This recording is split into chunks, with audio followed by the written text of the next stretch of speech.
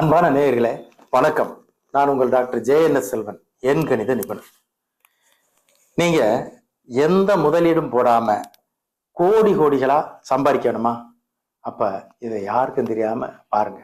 உங்களுக்கு முக்கியமான ஒரு டிப்ஸ் சொல்ல போறேன். அது முழுக்க உண்மையான டிப்ஸ்.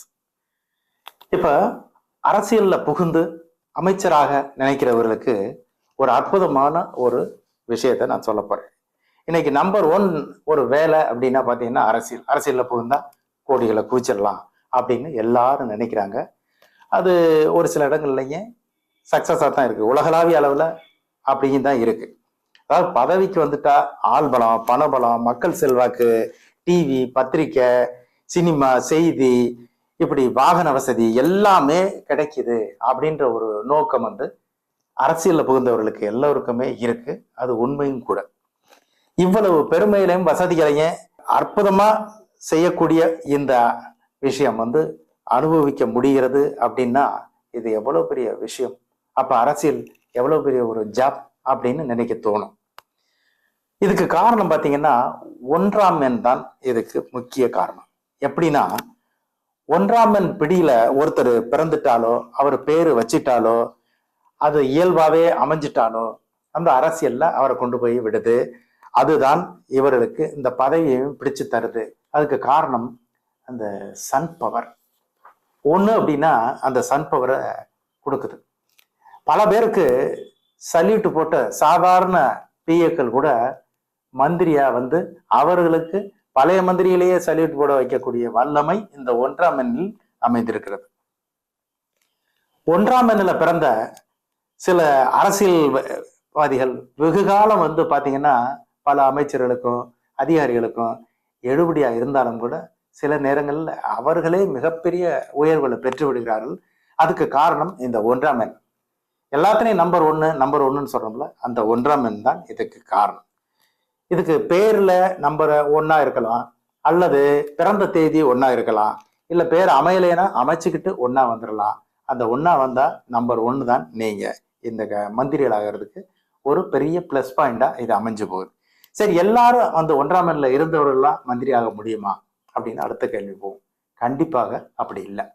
இப்ப 8ஆம் தேதி பிறந்தவர்கள் 1ஆம் எண்ணில் பேர் அமைச்சுக்கிட்டா 46லயோ 64லயோ அமைச்சுக்கிட்டா வந்துட முடியுமா? நிச்சயமா முடியாது.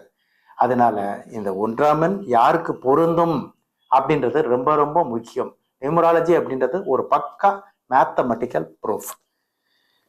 அரசியல்ல ஜொலிக்க ஆக்கமும் ஊக்கமும் தரும் ஆற்றல் மிகுந்த இந்த 1 யாருக்கு பொருந்தும் அப்படின்றத நம்ம பார்க்கணும். அப்ப தலைவனா வரணும் அப்படின்னா, அதுல ஜொலிக்கணும் அப்படின்னா அது அவர்களுக்கு சார்பா இருக்கா? இப்ப 2ஆம் தேதி பிறந்திருக்காங்க, அவங்களுக்கு 1ல பேர் வைக்கலாம். 3ஆம் தேதி பிறந்திருக்காங்க, 1ல பேர் வைக்கலாம். 6ஆம் தேதி பிறந்தவர்களுக்கு 1ல பேர் வைக்க கூடாது. 8ஆம் தேதி பிறந்தவர்களுக்கு 1ல பேர் வைக்க கூடாது. அவர்களுக்கு அப்படியே மாத்தி விட்டுரும். ஒரு யதார்த்தமா உள்ள விஷயங்கள் கூட ரொம்ப ஸ்ட்ரகிள் பண்ணி விட்டுரும். அதனால இது ரொம்ப கவனமா கையாள வேண்டிய ஒன்று. 1ஆம் எண்ணை பெயராக சூட்டுவது. உலகத்திற்கே ஒளி தரும் சக்தி சூரியனால் மட்டுமே தர முடியும்.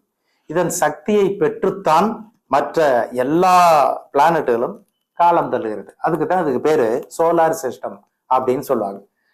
அதாவது மூன் சிஸ்டமோ அல்லது வீனஸ் சிஸ்டமோ சொல்றதில்ல, சோலார் சிஸ்டம் சொல்றதே அதுக்குத்தான். அந்த சூரியனை பேஸ் பண்ணி தான் அந்த சிஸ்டம் இருக்கு. இந்த 1ஆம் எண்ணில் பேர் அமைந்தவர்கள் பாத்தீங்கன்னா, அல்லது பிறப்பால் இறந்தவர்கள் 1, 10, 19, 28 இந்த தேதிகளில் பிறந்திருந்தாலும் கூட நீதியும் நேர்மையும் சத்தியமுமாக இருப்பார்கள். பதவியில் நடந்து கொள்ள கண்டிப்பாக அது ரொம்ப முக்கியம். அப்படி இருக்கிறவங்களுக்கு தான் ஃபாலோவர்ஸ் நிறைய வர்றாங்க.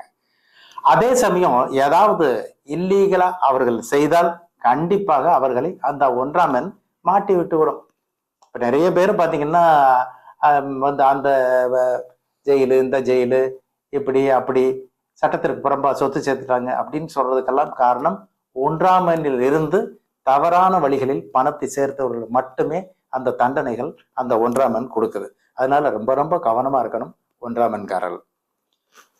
1ஆம் எண்ணில பெயர் அமைந்தவர்கள் பாத்தீங்கன்னா காலை சூரியனை பல நொடிகளாவது எந்திரிச்சு போய் பார்க்கணும். அப்ப அவர்களுக்குள்ள அந்த ஆகர்ஷணம் இறங்குகிறது.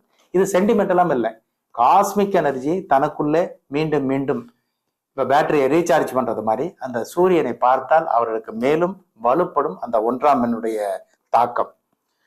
வண்டி வாகனங்களை பார்த்தீங்கன்னா காலையில அவன் அமைச்சராக இருந்தாலும் சரி, மிகப்பெரிய தொழிலதிபர்களாக இருந்தாலும் சரி, காலை நேரத்துல வீட்டை விட்டு போகும்போது இவர்கள் தன்னுடைய வாகனத்தை கிழக்கு நோக்கி எடுத்து மற்ற திசைகளில் திருப்பி போகலாம். அது ஒரு ரொம்ப முக்கியமான ஒரு கூடுதல் பலனை அவர்களுக்கு இந்த 1ஆம் எண்காரர்களுக்கு தரும். உஷ்ணமா இருக்கக்கூடிய அந்த உணவுகளை அதாவது பொதுவாக பார்த்தீங்கன்னா இந்த 1ஆம் எண்ணில் இருக்க வறுத்தது பொரிச்சது சுட இருக்கணும், அப்படியே நாக்கில் ஊத்துற பொத்து போகும், அப்படி இருக்கும், அதை தான் பிடிக்கும். அவைகளை கண்டிப்பாக தவிர்க்க வேண்டும். வயிறு பிரச்சனைகளை அதிகமாக ஏற்படுத்திவிடும். அதுக்கு அடுத்து ஸ்கின் அலர்ஜியும் அந்த சூடான பொருட்களை ஏற்படுத்திவிடும். அதனால சூடான பொருட்களை தவிர்ப்பதே நல்லது. 1ஆம் எண்ணில பிறந்தவர்கள் குறிப்பா பாத்தீங்கன்னா அவருடைய முதல் எழுத்து PF, அதாவது P for popular, F for front.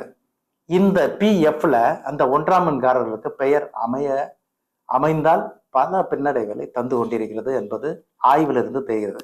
அதனால இந்த 1ஆம் எண்ணில் இருப்பவர்கள் கண்டிப்பாக, ஒரு உதாரணத்துக்கு சொல்லிடுறேன், யாரும் அதை பத்தி அஞ்ச வேண்டாம். பிரகாஷ் அப்படின்னு ஒருத்தர் பேர் வச்சிருக்காரு, அவர் 10ஆம் தேதி பிறந்திருக்காரு, அதை தவிர்க்க வேண்டும். அதற்கு முன்னால ப்ரிஃபிக்ஸ் ஏதாவது போட்டு அதை இன்னர்ல தள்ளிட்டோம்னா அந்த பவர் நெகட்டிவ் பவர் குறைஞ்சு போயிடும். இதனால PFல இருப்பவர்கள் 1ஆம் எண்ணில் பிறந்திருந்தாலோ அந்த பெயர் அமைந்திருந்தாலோ கண்டிப்பாக யாரையாவது ஒருத்தரை கன்சல்ட் பண்றது ரொம்ப ரொம்ப அவசியம். இப்ப 1ஆம் எண்ணில பிறந்தவர்கள், அந்த 1ஆம் எண்ணில பிறந்த பிரபலங்கள்லாம் பாத்தீங்கன்னா ரொம்ப பெரிய லெவல்ல இருப்பாங்க. அதுக்கு காரணம் அந்த சன் பவர் அவர்களுக்குள்ள நுழையிறது தான். இப்ப கோயிலுக்குள்ள போறோம், கோயிலுக்குள்ள போன உடனே அந்த கோயில் டிப் மாதிரி இருக்கா, அதனால அந்த பவர் அதுக்குள்ள இறங்குது. கோயிலுக்குள்ள போன உடனே வீட்டு விஷயங்கள்லாம் மறந்து போகும். அதுபோல இந்த 1ஆம் எண்காரர்களை பார்த்தவுடன் மற்றவர்களெல்லாம் அடங்கி போய் சார் வணக்கம் சார் அப்படின்னு சொல்ற அளவுக்கு அந்த பவர் இருக்கு. அந்த பவரை நல்லா பயன்படுத்தணும்ல. அதனால இன்றைக்கு இருக்கக்கூடிய பல பிரபலங்கள் 1ஆம் எண்ணில் பிறந்தவர்கள், அதாவது 1, 10, 19, 28 தேதியில் பிறந்திருந்தாலே அந்த 1ஆம் எண் தான். 1ஆம் எண்ணில் பெயர் அமைந்திருந்தாலும் கூட அந்த 1ஆம் எண்ணை குறிக்கக்கூடியது. தாவு மராட்டிய மன்னன் சத்ரபதி சிவாஜி, இவர் பிறந்த நாள் பாத்தீங்கன்னா 10 அப்படின்றது 1, இந்த 0வை கட் பண்ணா. அதே மாதிரி இன்னைக்கு பேசிட்டு இருக்குமே இந்த நியூமராலஜி எண்கணிதம், இதை கண்டுபிடித்து உலகளாவிய அளவுல புகழ்மிக்க ஒரு கலையா மாற்றுறத அவர் யாருன்னா அதை கண்டுபிடிச்சவர் ஹேமண்ட் லூயிஸ் 0 அல்லது 0 அப்படின்னு சொல்லுவோம். அவர் பாத்தீங்கன்னா 1ஆம் தேதி தான் பிறந்திருக்காரு. 1/1/1870 பிறந்திருக்காரு. அதுக்கு அடுத்தபடி அறிவு களஞ்சியம் அப்படின்னு பாராட்டு பெற்ற மூதறிஞர் ராஜாஜி பாத்தீங்கன்னா 10ஆம் தேதி பிறந்திருக்காரு. 10/12/1879 பிறந்திருக்காரு. இந்தியாவுடைய இரும்பு மங்கை அப்படின்னு பாராட்டு பெற்ற இந்திரா காந்தி அவர்கள் 19ஆம் தேதி பிறந்திருக்காரு. இப்படி உலகத்தையே கலக்கி கொண்டிருக்கக்கூடிய ஒரு ஆன்மீகவாதி, யாருமே அவரை தெரியாதவர்களே இருக்க முடியாது என்ற அளவுக்கு இருக்கக்கூடிய ஆன்மீகவாதி நித்யானந்தா, அவர் பாத்தீங்கன்னா 1ஆம் தேதி தான் பிறந்திருக்காரு. 1/1/1978 பிறந்திருக்காரு.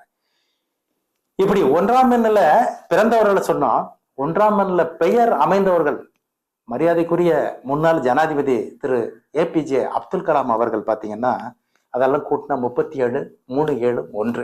அதனாலதான் உலக இன்னைக்கு இந்தியாவில் எத்தனையோ லட்சம் விஞ்ஞானிகள் இருந்தும் கூட அவரை ஜனாதிபதியாக தேர்ந்தெடுத்ததற்கு அந்த குழுவினருக்கு மனதுக்குள்ள நுழைஞ்சிருக்கு. அது காரணம் இந்த 1. அதற்கு அடுத்தபடி பல்லாண்டுகளாக ஆட்சி செய்து 15-20 வருடங்கள் தொடர்ந்து முதலமைச்சராக இருந்த திரு M கருணாநிதி, அவருடைய எண்ணும் கூட 37 அமைந்ததுனாலதான் இவ்வளவு பிரபலமா இருந்தார். அதனால 1ஆம் எண்ணில் இருந்தவர்கள் மிகவும் ஒரு அற்புதமான ஒரு பிறவி. அதை நீங்கள் சரியாக பயன்படுத்தினால் உலகத்திலே முதல் தரமாக நம்பர் 1ல் வர முடியும். மீண்டும் சந்திப்போம். நன்றி, வணக்கம்.